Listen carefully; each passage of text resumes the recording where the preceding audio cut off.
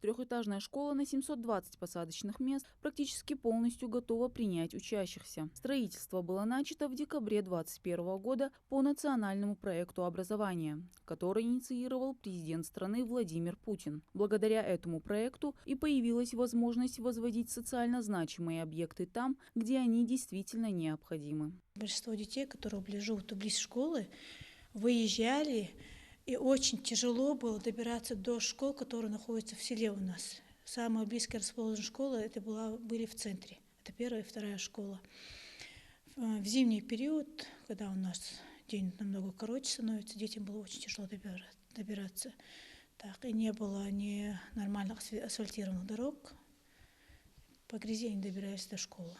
Это была действительно необходимость сильнейшая. Сейчас объект завершен на 99%. Над этим трудились две подрядные организации. Начала работу и выполнила половину компания «Гранул». Оставшийся объем пришелся на «Элитспецстрой». Общая строительная работа сделана, внутренняя отбелочная работа сделана, мебель установлена, наружные, внутренние инженерные сети, все работы выполнены.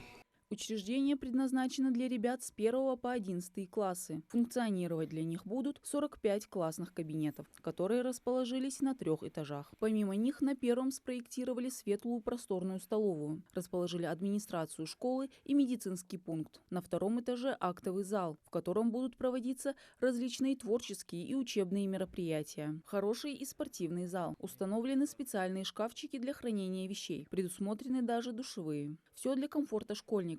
Махмуд Али Калиматов лично ведет контроль за возведением образовательных учреждений в регионе и проводит мониторинг работы подрядных организаций. А заказчиком объекта является Министерство строительства республики. Работы выполнены в срок. На объекте постоянно находится наше представительство управления капстроительства, которое осуществляет здесь строительный контроль.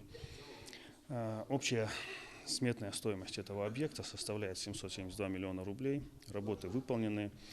100% оплачены, уже получено заключение о соответствии строительства ЗОС, ведутся работы по подготовке документов на получение ввода объекта в эксплуатацию.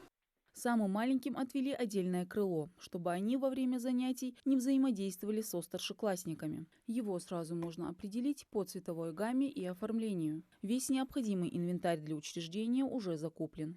Есть оборудование для столовой, для пищеблока, для классов, столы, стулья, и вообще компьютеры, все освещенные компьютеры, раздевалочные, гардеробные.